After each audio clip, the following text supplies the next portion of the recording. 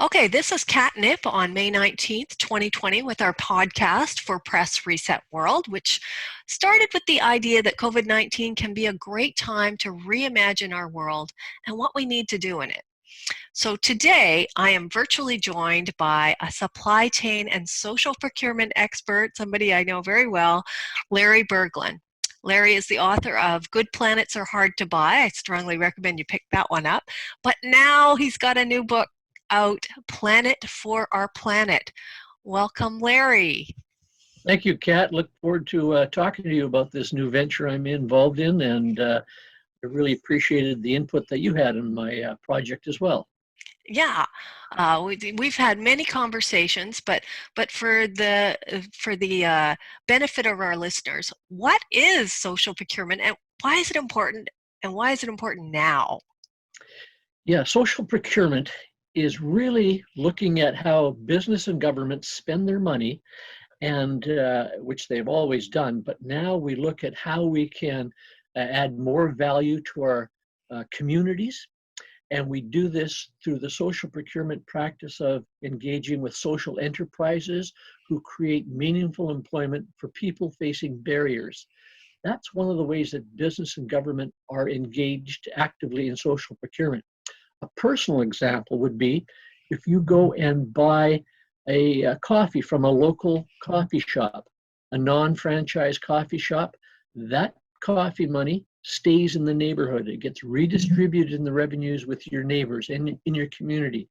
And that's what social procurement is. And when we think of the hundreds of billions of dollars that business and government spend, we are able to direct that spend to create better value for our own local and community development needs. And so this is what social procurement is all about. And the reason I'm so excited about it right now, as we will be entering a post-COVID period, we need to ensure that when the economy starts up again, it's inclusive of everyone. And when we can social enterprises, small, medium enterprises, it's going to redistribute the wealth to more people in our communities and help us all to recover in a better, more responsible fashion. Right. And is local going local? That's helps the supply chain if we make things more local. It not only keeps the money locally, but it's less effort for the supply chain. Is it? Or tell me. Well, intuitively, we tend to buy goods locally and services locally. As we move into international trade agreements, we found that we have pursued the lowest cost supplying country. And using COVID again as an example, it turns out when we had to get our masks off the shelf, we didn't have any because we've outsourced all of this. So in the supply chain with social procurement, we ensure we can create opportunities for local participation and or domestic participation in our economic ventures. So oftentimes we will have a situation where a government or a large company needs thousands of items, and they will go out what's known as a competitive bid and find the lowest cost for that. That's great. Oftentimes it may or may not be within our country, and as we see more often than not, it's not within our country or North America, and therefore the last dollar has to leave Canada. Under a strategy of unbundling large contracts, we enable more opportunities for local and Canadian-owned businesses and minority-owned businesses and social enterprises to help participate in that supply chain.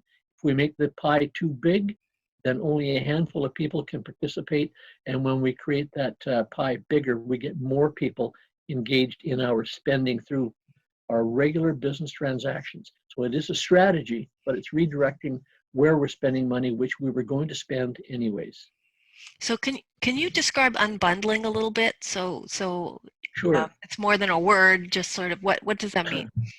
Yeah, unbundling and I've taught supply chain management for a number of years as well. And Right.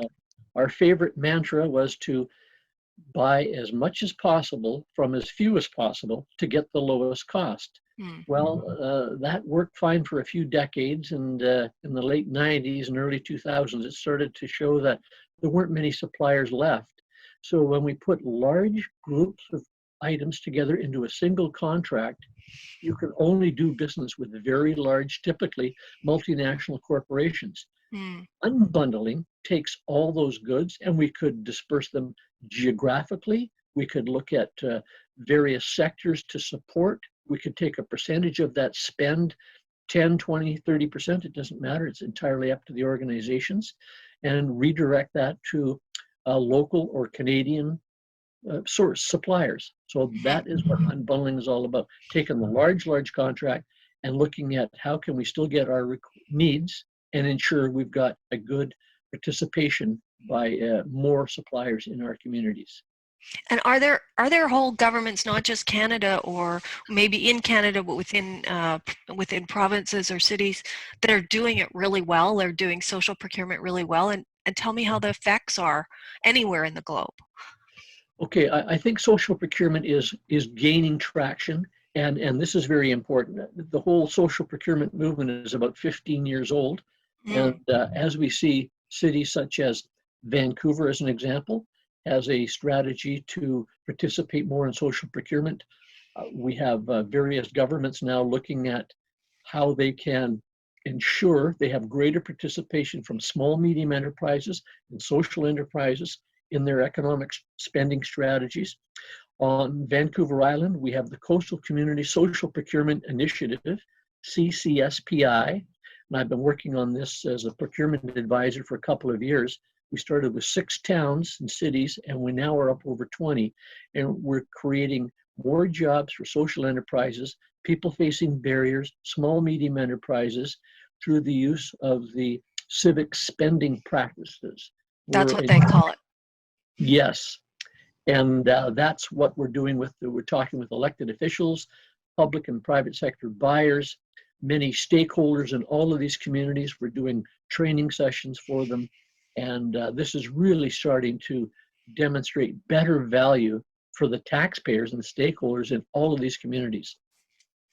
I have to say that when I read, because I've read obviously Planet for the Planet, Planet for Our Planet rather, and I finally got more of a sense of that the kind of the 3 levels of government are not talking and coordinating together, because you gave an example. I think it was of Vancouver, or it could have been anywhere, where locally they were somebody was buying a project. Like an infrastructure project. They were accepting bids on an infrastructure project, but on that level, when they went with the lowest cost, which is kind of what purchasers automatically default to, almost, they were stimulating a one line item. They were just one line item. Okay, that is on the city budget, but then how it impacted all the other things on the city budget.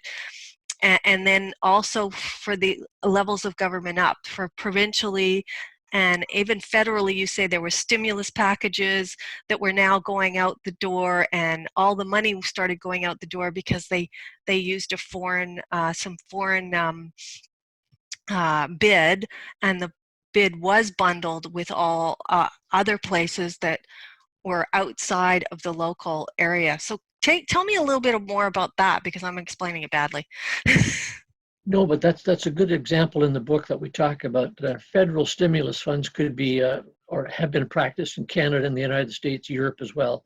And if the local area, the city, municipality, town wants to get the lowest cost, it may look at importing these same goods or services. In the example that we chose, they looked at importing various materials from the lowest cost producer, which meant eliminating local sourcing opportunities. And what's known as the economic multiplier effect was lost. So the taxpayers in one community thought they were saving money by importing it from offshore, when in fact, if they had paid what looks to be an out-of-pocket premium for it, they would have created more local employment. They would have had created more taxpayers redistributing money within their locale. And this would have created more employment, a better economic return overall for those taxpayers.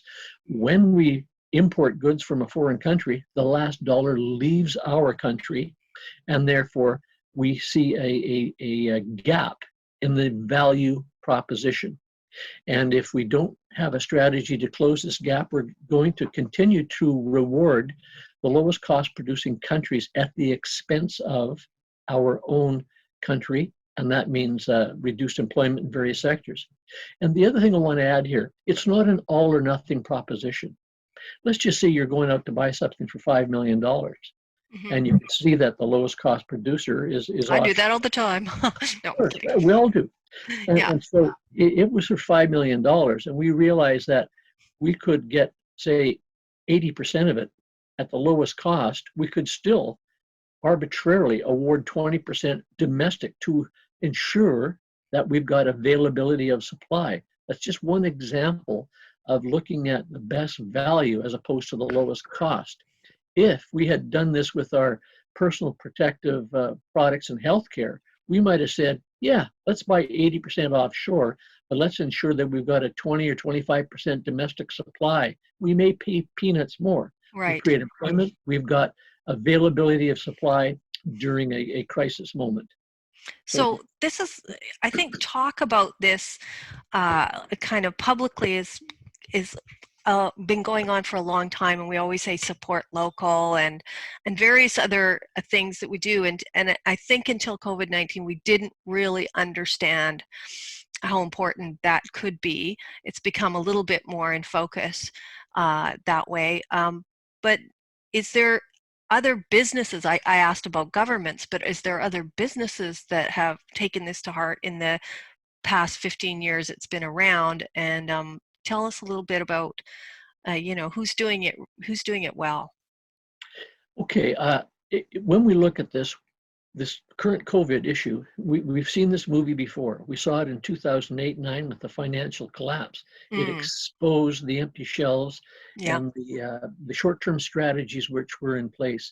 When we look at other organizations, such as Van City Savings Credit Union as an example, they have specifically targeted small, medium enterprises and social enterprises to enable them to contribute more to the economy. Small, medium businesses create most of the new jobs in every country. So we can certainly balance our lowest cost with best value by supporting small businesses in this area. And so there's lots of Canadian companies that are encouraged to source locally for goods. If it's raw materials, you have to source them from wherever they come in the globe typically, but we can also process materials within Canada. The Canadian diamond industry is a great example of creating employment and also processing a lot of the materials within Canada. So the Ekati mine in northern Canada was developed about 20 years ago around this strategy. They could have simply folded into the typical business model and had everything processed outside of Canada, but a great job in ensuring that there's more participation for Canadian businesses in this relatively new industry at the time, and it still is compared to. I thought De Beers went in and bought up a lot of Canadian. They tried to, and there was certainly some intervention from various government levels to ensure that this whole new market was not going to be lost to Canadians, Canadian investors, and employees as well. So that's one example of this. But social procurement is really looking also at not just buying local, but ensuring that we've got a greater opportunity for participation by everyone in this, not only the lowest cost producer. And this can be design, materials as well. It's very important to look at the type of materials that we're using. Right. But is this all supported, I'm going to play devil advocate here for a bit, is this all supported by regulation and, the whole idea, and I know you explored in your new book, the idea that the market shouldn't be regulated, and going back to Adam Smith's time. So tell me a little bit about why we should not be listening to that, or what's the balance? All right, fair question, Kat. I think Adam Smith's model was very good in its time. And this meant that anybody can make anything. And if somebody wants to buy it, then there's no need for government to get involved whatsoever. The marketplace will determine the price, the value for that in the market. And if that business person goes out of business, the market has spoken. What you're making is not quality, or it's too expensive, and we're going to buy it somewhere else. So this seemed to work very well. However, when we reflect on Adam Smith's model at the time, we also had child labor, we had human slavery, we had no sense of what the environment was all about. Materials, resources were infinite, yet we created wars to control them, etc. So this mantra of having unfettered free trade was a false signal. So what I call, we need to have the indivisible hand of government intervene here somewhere to look at such things as minimum wage, safe working conditions. Those things have to be managed in the economy, and there is no free economy. It's always a managed economy. So this notion of social procurement rubs up against such things as what we hear all the time: trade agreements. Well, we have to do trade with all these other countries. Specifically, within every trade agreement is an exemption or exception to allow any business, particularly government businesses, to reward or award contracts to social enterprises. And those are exempt from all trade agreements. And every country has some protection for people facing barriers within their communities. People facing barriers could be physically handicapped, mentally handicapped, all kinds of variations. They could be recovering alcoholics. They could be recovering from dependencies on other stimulants, etc. So this is a very important sector. And the social enterprise sector are viable suppliers. They are not operating as charities. So They're not nonprofits, beyond not-for-profits. Typically, they are not-for-profit organizations, and that means that they have to turn in a lot of the revenues redirected, reinvested within their mandate to operate. And we've got hundreds of great social enterprises operating in Canada, North America. Some I'm more familiar with than others simply by the proximity of where I live, etc. But organizations like Clean Start, less than 10 years old, started with a half a dozen employees. You know, they're up over 40, 50 employees now, creating meaningful jobs for people that are faced with disabilities, people facing barriers. These people typically would not be hired by a for-profit private sector organization, because private sector companies, and it's not their fault, most of them are driven by efficiencies. And to take somebody on who faces a barrier is difficult for them. But social enterprises are able to provide meaningful work. And if I could look at construction for a moment, Kat, I want to give you a great example. Two very large construction companies I'm well aware of, Ellis Don and Chandos. They're both creating lots of meaningful work on construction projects that they bid on with government funds and or private sector funds. And they're hiring hundreds of people that face barriers, giving them meaningful employment. So much so, they get market rates, etc.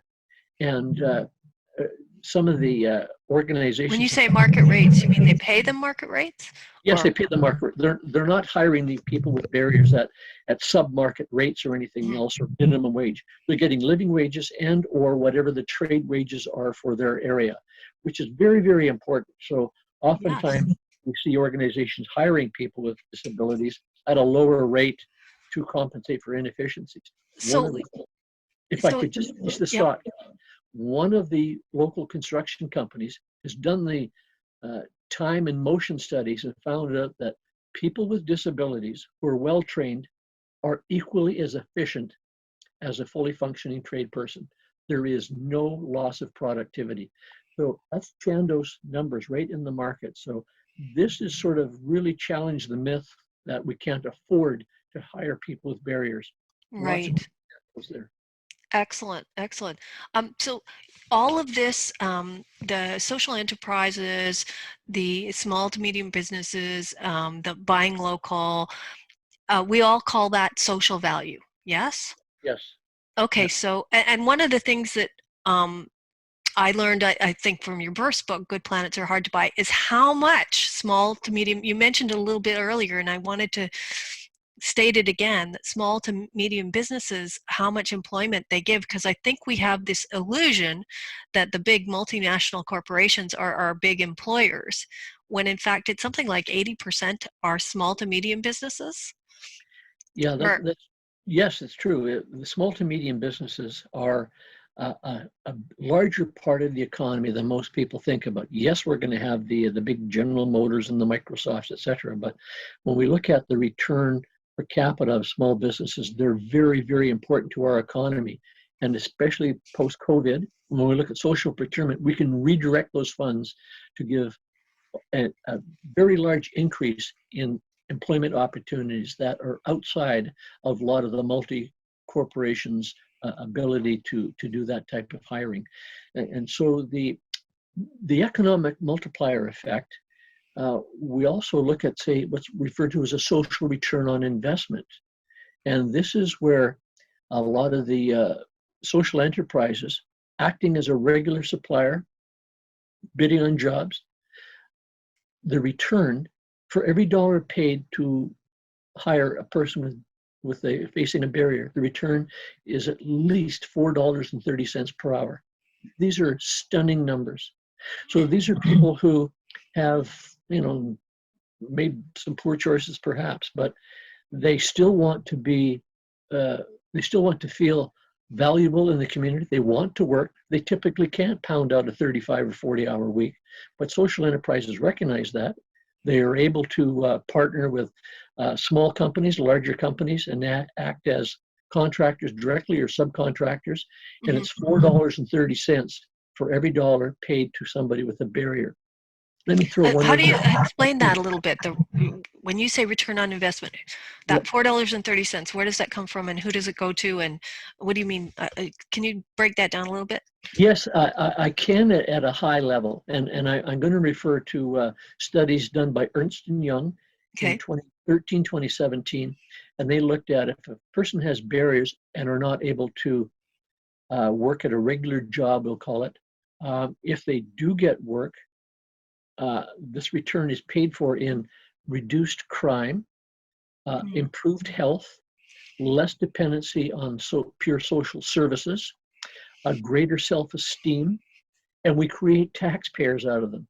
So what was a person perhaps on a charity, a government service, we give them meaningful work at good market rates, at least minimum wage or living wage rates, and we make taxpayers out of them. That's part of this social return on investment that we're talking about.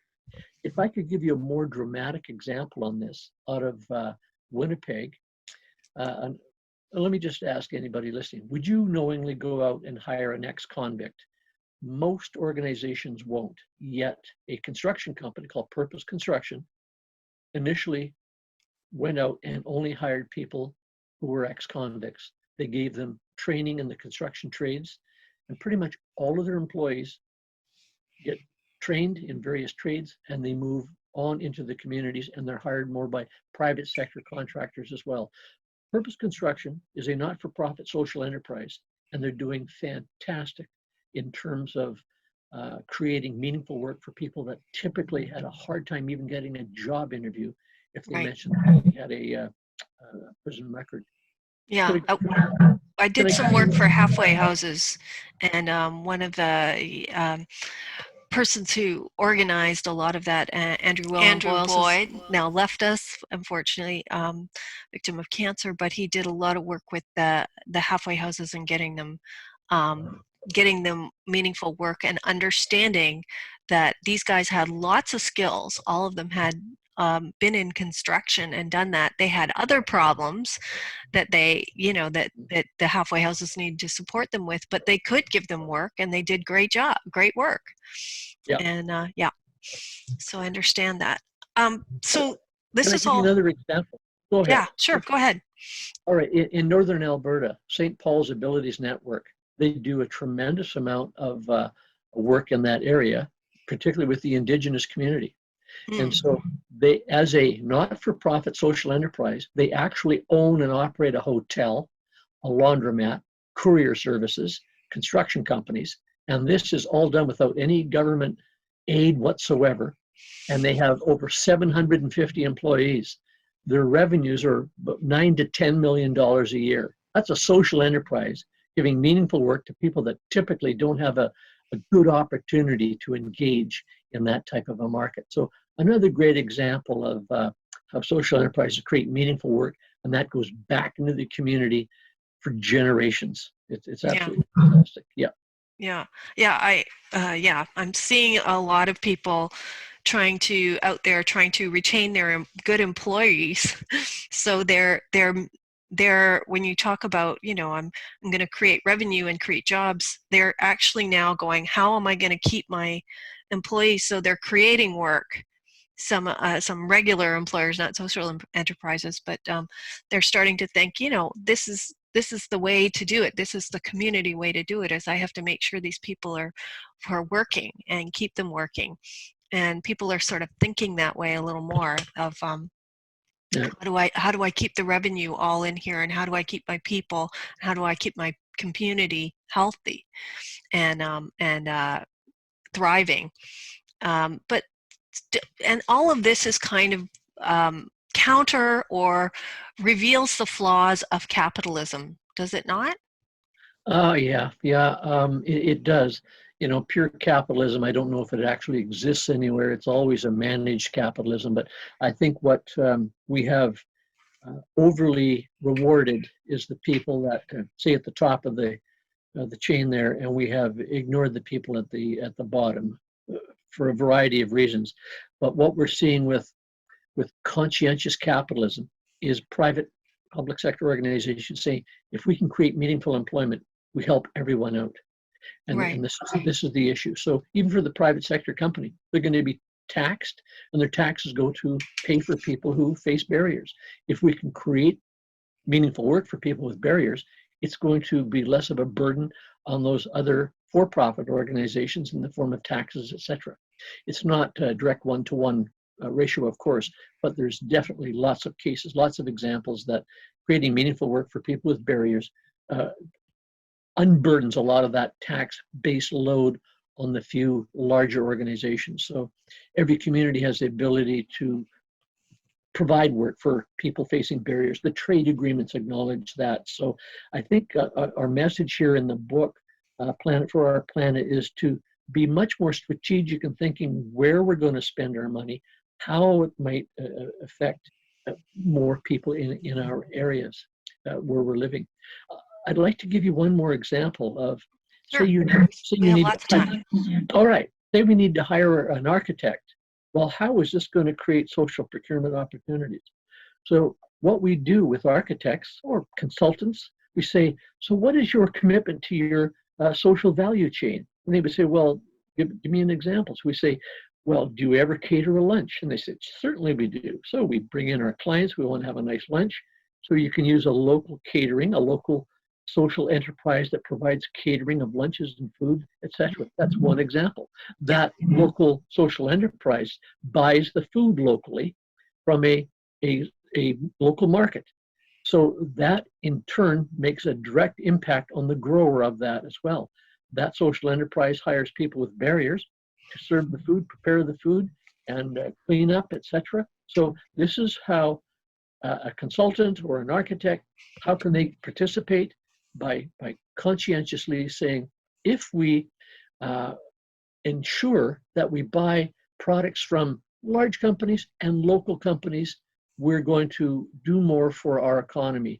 And it's not costing them more money. It's a conscious effort, though, to ensure that it's not an all or nothing proposition. We look at what can we do locally and what do we do internationally with this. So the span is huge between these either or decisions.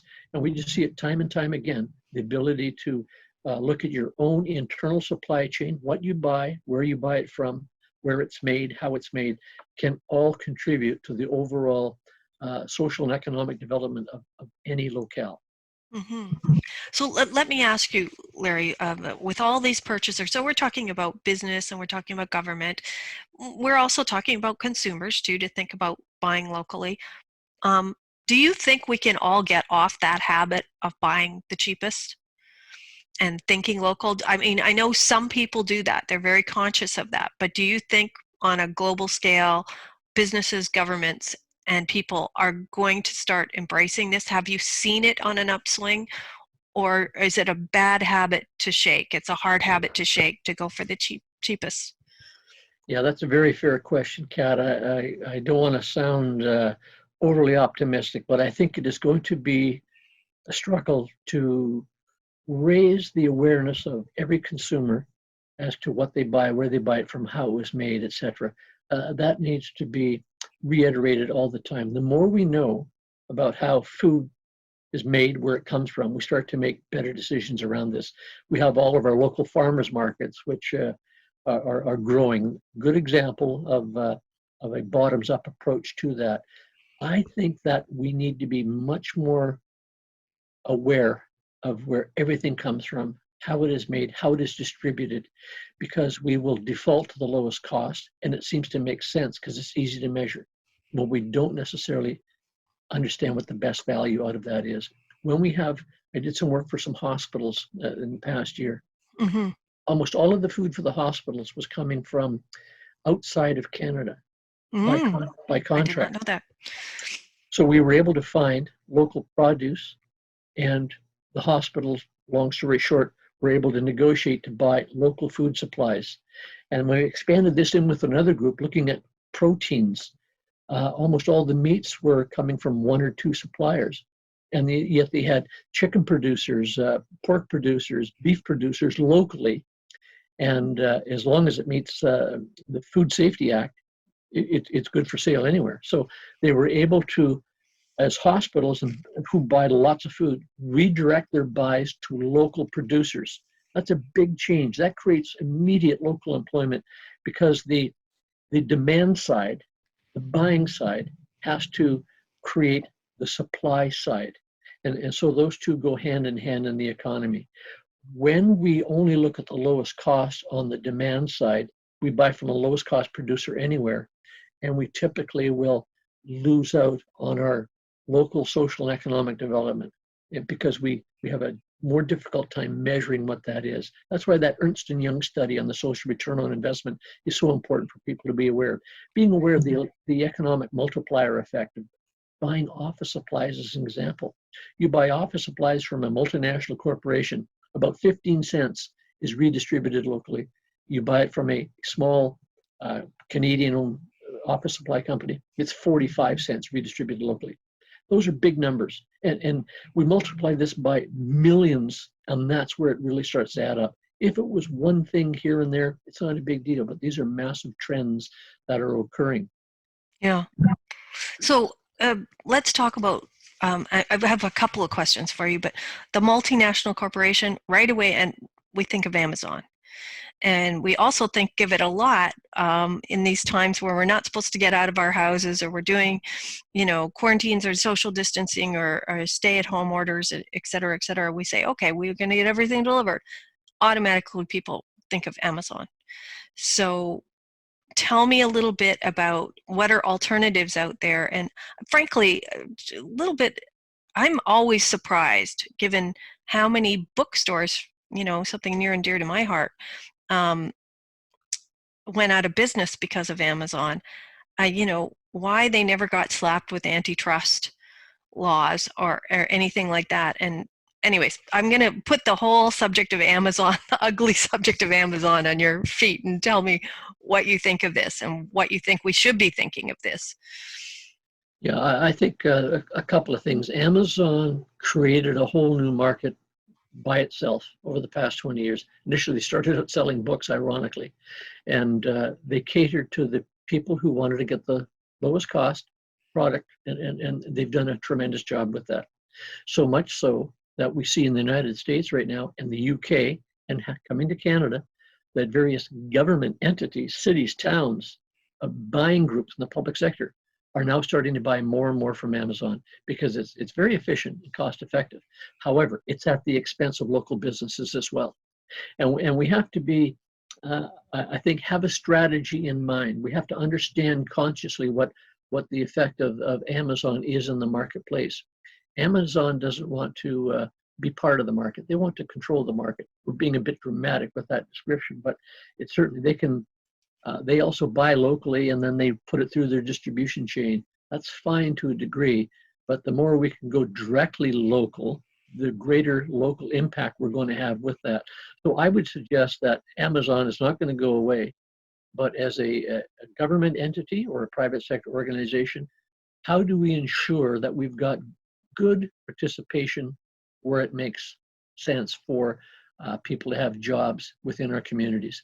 So we can't, I don't think it's the either or world. We're looking for how do we balance some of that and ensure that we've got opportunities for local participation. That's the conscious decision with this. When we look at Amazon as simply another form of the Costco's and other larger multinational corporations as well, they have certainly got very efficient distribution systems. They have tremendous buying power. And this is part of the trend that we've had in North America. We're very affluent. We, we do not think twice about where we buy from typically. As long as it's legal, we'll take two at half the price. Yeah. This contributes to a sense of entitlement.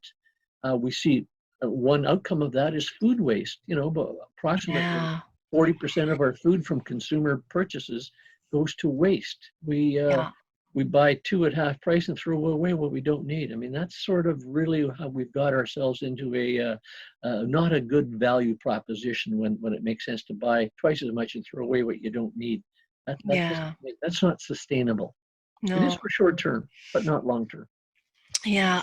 Aldous Huxley's dystopic view in Brave New World was that the people there were supposed to be, they had certain slogans they would repeat over and over. And one was that ending is better than mending.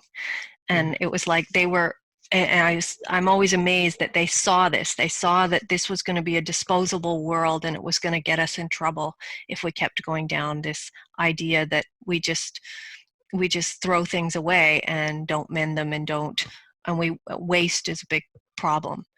And we're finally getting a little more conscious of that.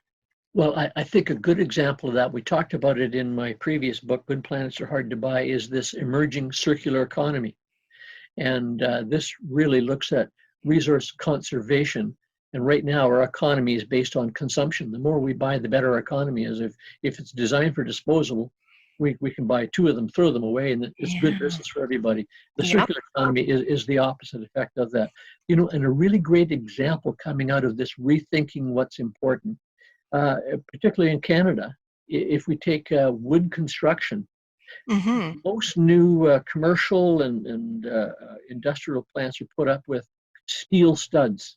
Okay, even low-rise housing uses steel studs. Steel studs, they all look the same. You can buy them cheap. We don't make them typically. We'll import a lot of them, and everyone looks the same. So it's very fast for the tradespeople to put something up. But it contributes a lot to pollution, importing these steel studs, etc.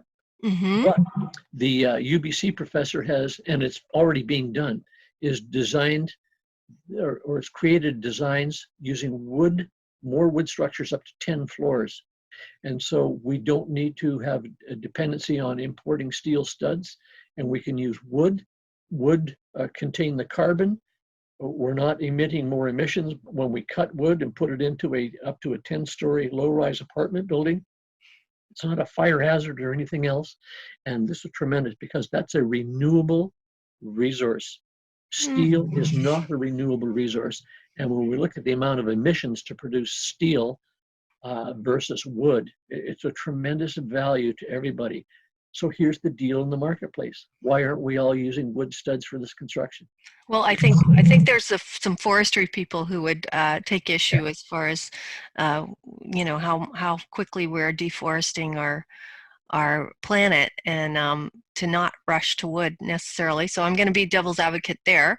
Oh no, Kat, let me just challenge you on that point. Wood is a renewable resource. We used to clear cut. We stopped clear cutting years ago. And typically in BC, as an example, Quebec, Ontario, the silviculture programs, we replace all the trees we're cutting every year with new ones. So that makes it a renewable resource. The tree takes the CO2 out of the atmosphere, puts out the oxygen. It's a good fit for everybody. But in the marketplace where I was going with this, if the wood studs are going to cost 2 to 3% more, the market says, nope, I'm going to go with the lowest cost material I can because I can make more money from that. Yeah. We Sense? definitely need solutions for sure. Yes. Yes. My forestry people, I'll give them a chance to have a podcast because they have some other things to say. They taught me that, it's not about replacing trees. It's about a tree is not a forest. So when they do these forestry, they also kill a forest, which is way beyond a tree. And I didn't understand that. So they've educated me a lot to that. So we need solutions definitely for the environment. So I talked about Amazon, but I want to know about how one, such as yourself, Good Planets Are Hard to Buy is a fabulous book, especially for anybody who's a small business or any basically, or large business, to look at it and see how they can become a conscious capitalist. And then Planet for the Planet is really for any buyers, anybody who's doing any buying, and government particularly, I think it gets a lot, or students of the supply chain. But I want to talk about this time right now, COVID-19 times, because I guess my hope, and I don't know if you share this, that in talking about Amazon, that a lot of the small businesses have had to pivot, put a lot more of their stuff online, figure out how to deliver it to people. And I'm wondering if that's going to cut into Amazon, is that a lot of these small businesses have learned how to distribute and not have just their brick and mortar available. They have the ability to get it to their people now. They're figuring that out. Do you think that's going to change things when we come out of this? Uh, I still see the trend for online buying growing. I don't think we've been anywhere near what the capacity is. And I think COVID has been the biggest marketing tool for online buying Yeah, than anything else we've ever seen. right. So I really don't think that's going to change too much. It's going to change the landscape of the retail sector, absolutely. There's going to be a lot of casualties around this. But I think in the long term, again, look at what materials are we buying from Amazon? Where's it made? How is it made? And all things being equal, maybe it does make sense from time to time. However, we also need to ensure that it's not the either or model. It's not all or nothing. And there's a place for original designs, local support services with this as well. Right. So I think we need to balance those. We need to make that conscious decision. Do I simply buy it at the lowest cost producer, or as governments, we need to be even more conscious. Do we ensure that we've got an assurance of supply, that we've got a healthy economy based upon how we really define value? Value has been myopically defined as the lowest cost, and we now see that we need to have a better definition of what value is. And I think as every CEO or CFO or government minister, if they have a good sense of what value is all about, then the right decisions will be made. But if it's only to get the lowest out-of-pocket cost, we continue to make wrong decisions on this.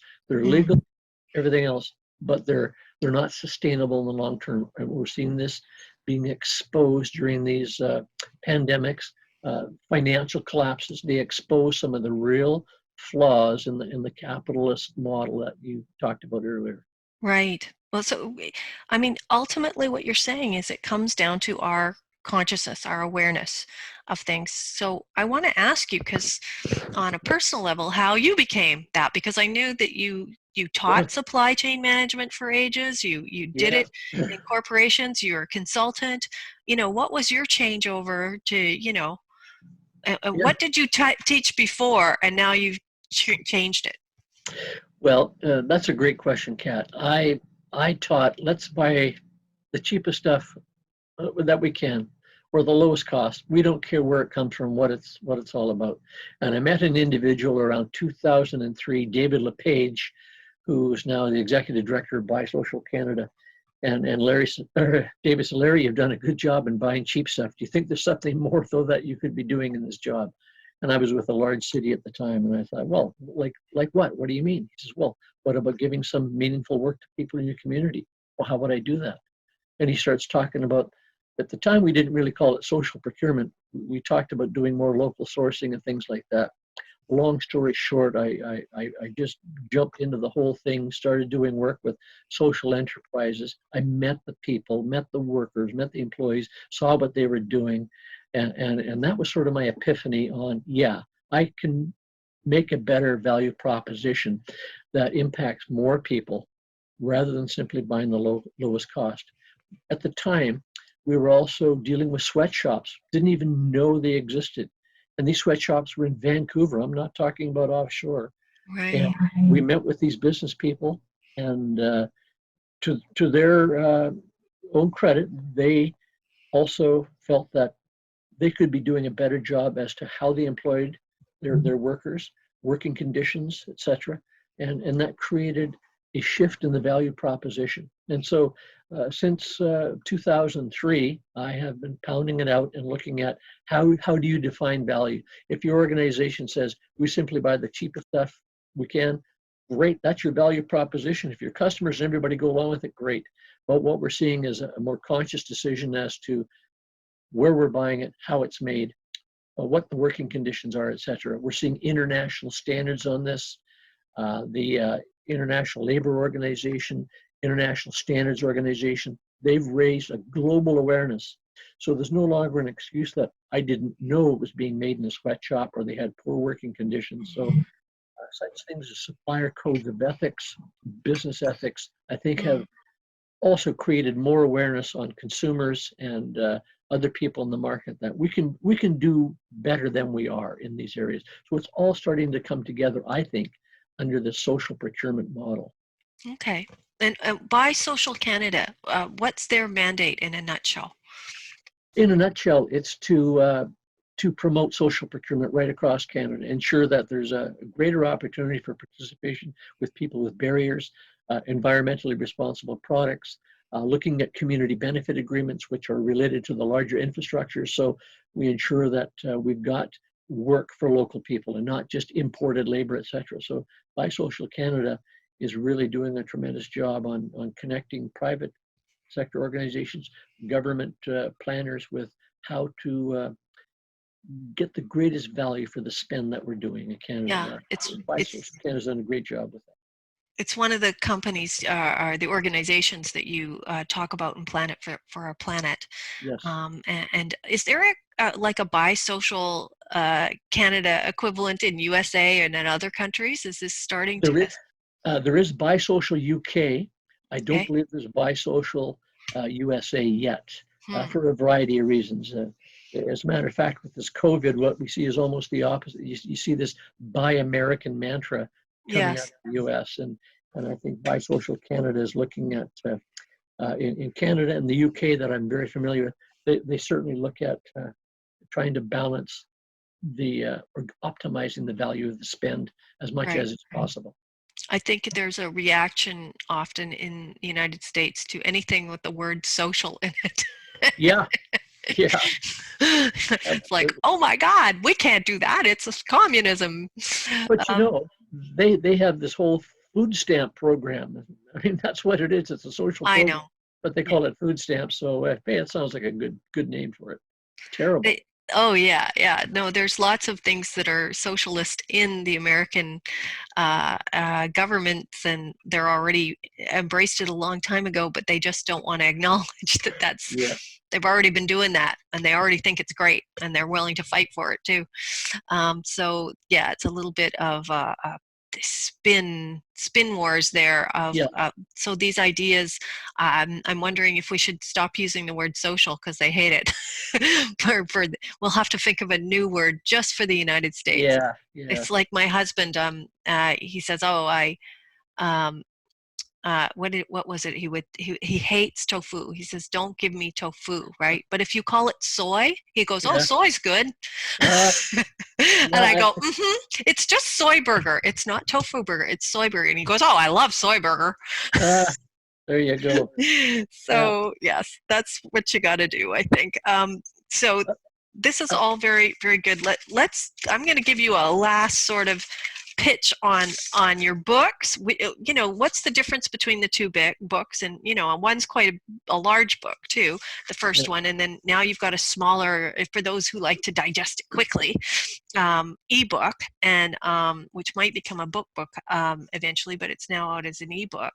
Tell us a little bit more about this. And actually, I think it's the Planet for Our Planet. It's going to be launched in 2 days, right? It's not actually on the market. It's doing pre-orders right now. Is that yeah, right? pre-orders right now. I believe it's Ironically, on Amazon. yes, yes, and that's okay. That's okay. For Again, electronic stuff and not all or nothing. So if you can buy uh-huh. some on Amazon, that's great. But I think the big difference between uh, uh, good planets are hard to buy was a broader view of what goes on in supply chains and this notion to look at green and circular economy. Those things were coming into play there, and the Planet for Our Planet is a narrower focus on social procurement. So I think that social procurement is sort of a subset of the thoughts in Good Planets Are Hard to Buy. And Right. social procurement, I personally and professionally see it working. I've been so rolled up my sleeves and into it for the past um, few years, and seen dramatic results. Seeing that it's not costing organizations more to do it, seeing the return to the communities, seeing the meaningful employment and what it does to the self-esteem of people who have been almost lost in our communities. This notion of charity is noble, but I think it perpetuates problems for people facing barriers, and it creates a stigma attached to it as well. And I think social Mm-hmm. procurement allows and encourages more equity in the work opportunities. It mitigates the bias, whether it's gender or any other bias that we have. And when we mitigate bias through the social procurement strategies, we create more opportunities for more people to participate. And we're not there to give people jobs.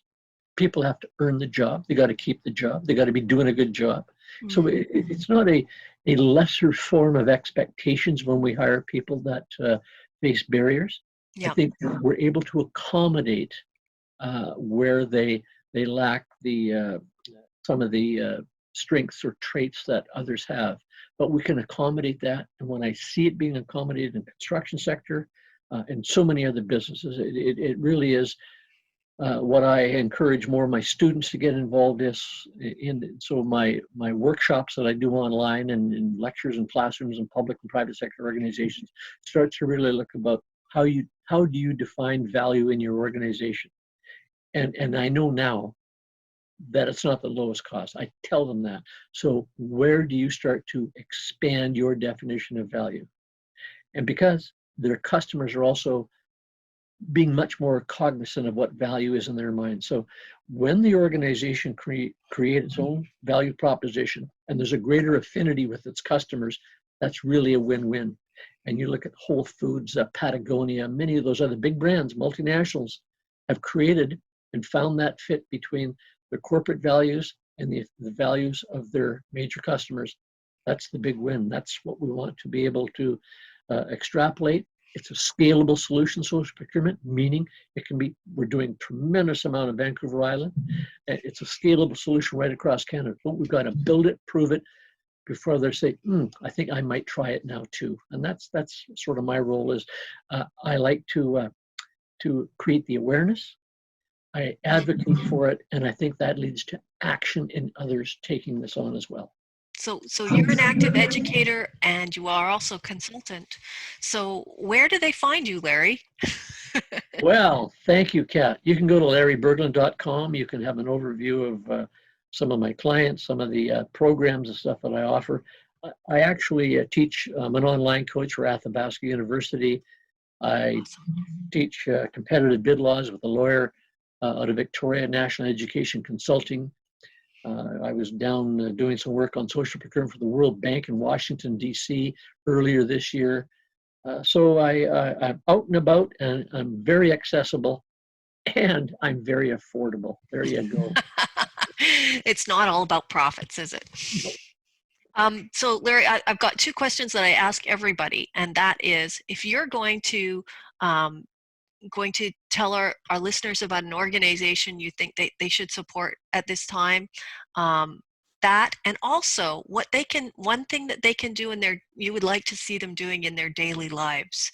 So maybe they don't have the money to support organizations, or that's not their thing, but what's something you would like to see them doing daily? So both organization daily. Give us your takes. Well, I'd like to see more local buying of any type of produce. Anything made should come from your neighborhood, your locale, or Canadian.